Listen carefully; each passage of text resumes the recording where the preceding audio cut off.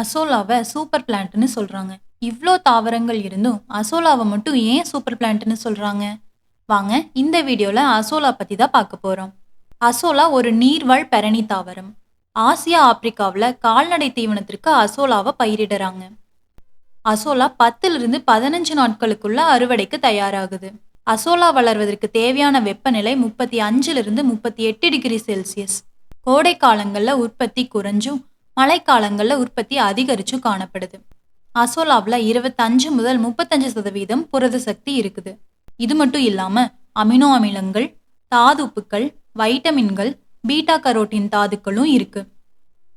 அசோலாவை கால்நடைகளுக்கு தீவனமாகவும் பயிர்களுக்கு உரமாகவும் நம்மளால பயன்படுத்த முடியும். கால்நடைகளுக்கு பச்சையாகவோ இல்ல உலர் தீவனமாகவும் கொடுக்கலாம். அசோலாவை கொடுக்கறதுனால கால்நடைகளுக்கு நோய் எதிர்ப்பு சக்தி அதிகரிச்சு காணப்படுது. அது மட்டும் இல்லாம பாலோட தரமும் உயர்ந்து காணப்படுது.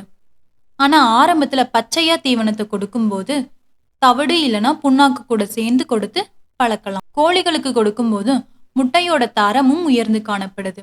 அசோலாவுக்கு நைட்ரஜனை நிலைநிறுத்துற தன்மை இருக்கிறதுனால வேளாண்மைக்கு உரமாகவும் பயன்படுது. குறிப்பா இது நெல் வயல்கள்ல பயன்படுத்தப்படுது.